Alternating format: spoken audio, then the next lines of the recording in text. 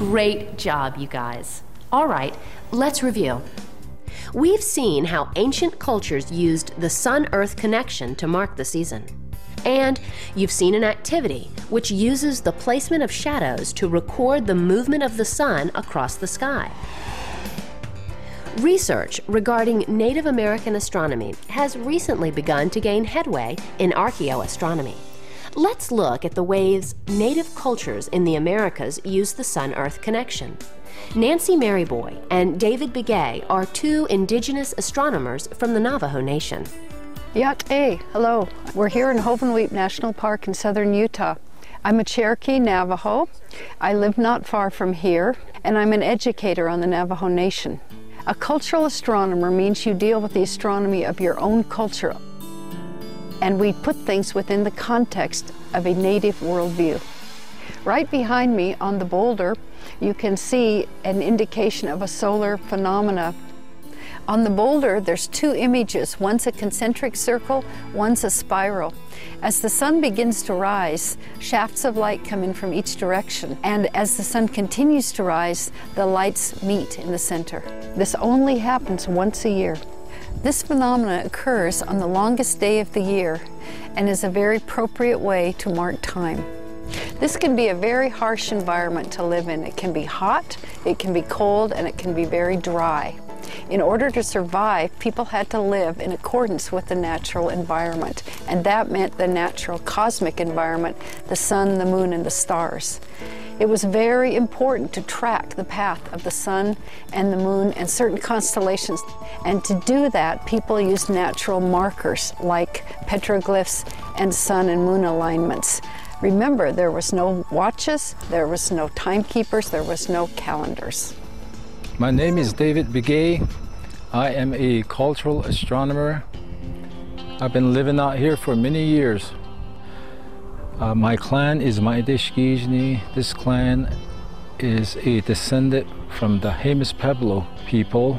And here is one of the structure at Hovenweep National Monument. This structure had many purposes, one of which was an observatory. The ancient had a profound respect for the movement of the sun and the stars. On the longest day of the year, the sun shines through an opening and the light falls on a marker. What people experience here is really a cultural experience. It's a whole life experience. People felt the movement of the sun. People felt the movement of the moon.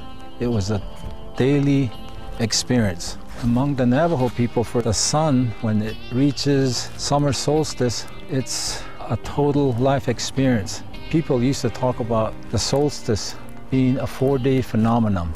People used to say, the sun spent 4 days before it starts moving back the other way. So it's really something that was experienced, it was talked about, it was a part of the culture, it's been passed down through the generation. I think people talk about these movements in terms of days. I'm not sure if you can really call it special math. I don't think tracking the sun down to the second was important at that time. These buildings and boulders are remnants of ancient civilizations, much like the ruins in Rome, the ruins in Greece.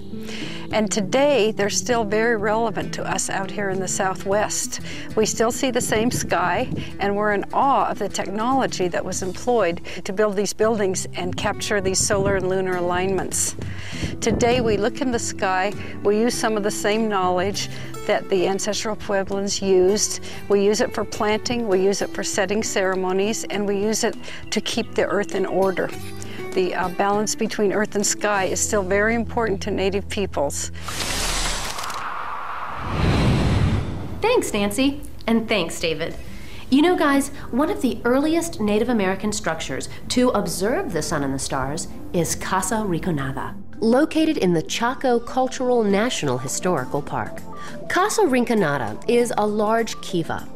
Kivas are large circular rooms used for ceremonies by Native American cultures.